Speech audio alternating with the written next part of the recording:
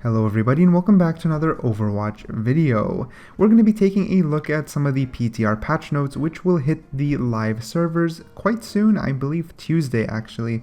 And one of the more prominent changes was actually to Wrecking Ball himself and his Minefield, which is his ultimate.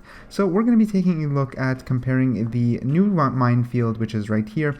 I tried to set it off right before the arrow so you guys can get an idea of the radius change. So as you can see, the ball on the left hits all the way to the staircase, and the ball here on the other side goes past the line.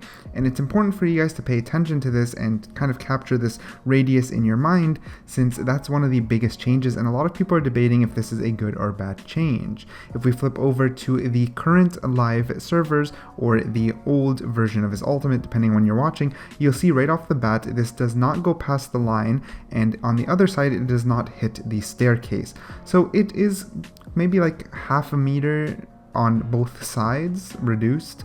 I find it quite interesting, and it is definitely smaller overall, but the real question is this a nerf or a buff? Now, if you want my personal opinion, and I mean this truthfully, I do not think it's going to be that big of a deal.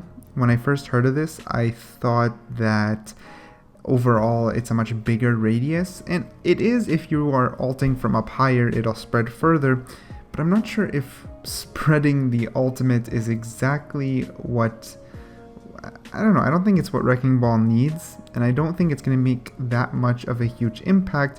While a lot of people are saying it's a nerf because the minefield being more spread out, people can kind of like swerve between them. I mean, who's gonna try to swerve between a minefield? It's so ineffective in a game like Overwatch. I mean, imagine if you're playing Tracer, instead of just blinking around them or finding another path, you try to swerve between them. You're just gonna either accidentally fall into one and then they're gonna all go off, or you're gonna be shot while you're paying attention how to maneuver through it.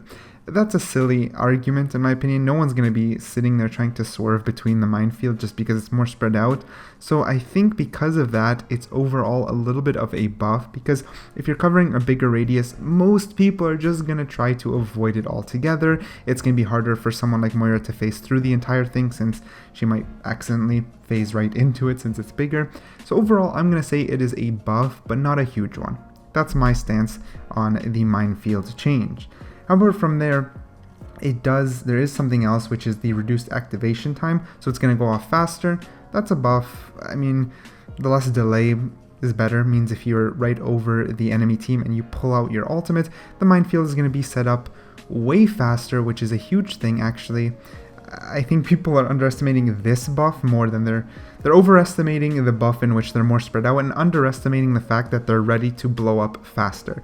If you sneak behind or above the enemy and drop your minefield, they don't have a chance to move out of it, or they have much shorter of a time to move out of it, meaning you're most likely going to catch people out using it, or at least set up the controlled area faster. This is a very good buff. Very, very good buff. He's a fast styled hero, so to have his ultimate go off faster is going to go a long way. Quote me on it. I bet you people are going to feel this change more than the radius change. Anyways, from there are other patch notes that we'll look at and see how they affect the game in a good or bad way. Another change coming is to Hanzo, which is the storm arrows. It's the total ammo reduced from 6 to 5. This is, honestly, it's pretty much a good change. Hanzo is quite strong in the right hands, and Storm Arrow is one of the best abilities when it comes to very quickly deploying a ton of damage, maybe a little bit too much damage, and a lot of people were complaining about him, so I think most people will be happy that he now has one less arrow, and if you're a Hanzo player, it shouldn't affect you too badly, especially if you're a good Hanzo player, since you can usually take out most people using only 5 arrows, but you cannot miss a shot. So they're pushing Hanzo even more towards good players will still be very strong, and not very good players will have even more trouble, which is not a bad place to put a hero such as Hanzo. A change I haven't seen really talked about is to Moira, in which her fade can now be used while stunned. This annoys me, and I feel like I'm the only one who's extremely against this, and everyone has really looked over it, hasn't even batted an eye to it. But if Moira can fade while stunned, means let's say I'm playing someone like McCree, and I want to focus down the very annoying and powerful healer Moira. I go to stun her and she'll just phase away, and phase is already an extremely strong ability considering that you completely negate damage during it and you can pick the direction, and it's hard for someone to see which direction you're going to end up going. This is a huge buff to Moira. Actually, it's a very significant buff to Moira considering she can completely counter CC as a support who's usually being focused on, and she already has quite high survivability because of her self-healing and the massive damage or healing she can do with her ball. I don't know, I think this is too far. A lot of people will probably disagree, or most of you might have not actually paid attention to this change, but it's a strong change, and it's a very important one. But anyways, let's move on from Moira. Another huge change, which hasn't really been talked about a ton, but a lot of people did pick it up more, is the change to Reinhardt, in which he got a whole new passive called Steadfast, and it reduces knockback effects by 30%. This is great. This is a very, very good start to put Reinhardt back in a more healthier position in Overwatch. I mean, he's a big, tanky guy, so for all knockbacks to affect him less by 30%, that's a good number, it's very fitting to the character, very fitting to the theme, and just a healthy change to his kit. So I'm extremely happy with this change, and it's going to go a long way in the feel of playing Reinhardt. I kind of wanted to do a little bit more in-depth testing, but this could be a video on its own, just testing the difference in the new and old one. But it's great. It's going to go a long way for you to keep yourself in the front line and keep yourself protecting your team like Reinhardt usually does. So super great change, 10 out of 10, excited to play with this new passive. Moving from there, we have a change so many of you will be very happy to hear about, if you already haven't heard about it.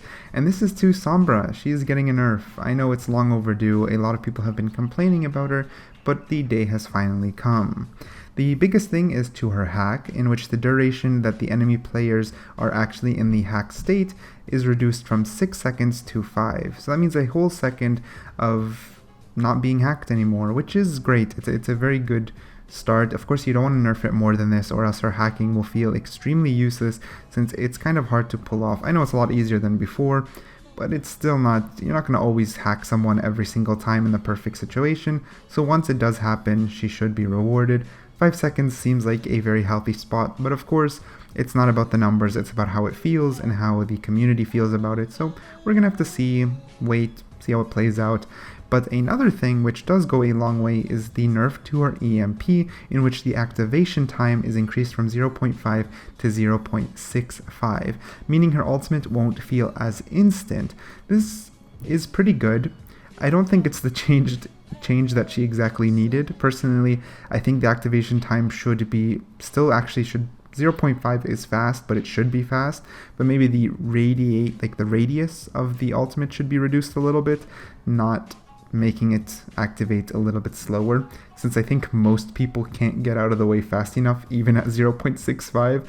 But we'll see. I'm not sure how it feels. I didn't get to really play her yet on the PTR. I'm going to wait for the live servers and try her out. Conflicted on that last one, but overall still healthy changes and towards nerfing Sombra, which a lot of people complain about, so most of you should be happy. Last but certainly not least is the change to Tracer's Pulse Bomb, which is her ultimate, in which it currently does 300 damage, but it's going to be buffed to do 350 damage. This is quite a significant buff to Tracer, and I think it's great, and it's well deserved. Tracer's ultimate has never been the most impactful unless paired with a Zarya to ensure a wombo combo. Of course, you could solo make a great play, but most of you Tracer players know it's not that easy to pull off. However, the benefit of Tracer's ultimate in the past is that it always came up relatively quickly, and if you were dealing a lot of damage, especially to heavy tanks, it was up very quickly, in which you could then place it on the tank you were damaging and take them out, or use it to assassinate the enemy support, whatever you wanted to do, but you had your ultimate fairly quickly. However, with the global ultimate nerf, in which everyone will get their ultimate slower and it will change the pacing of the game extremely, her ultimate needs to feel a little bit more impactful, so they're starting by giving her 50 more damage, so you are more likely to assassinate someone, even assassinate someone who's being healed, which is great. It puts her at a much better spot. Anyways, that's all the changes we'll be covering in this video. If you guys did enjoy it, hit the like button, let me know which change you're excited for. Thank you so much for watching, and I'll catch you guys in the next one.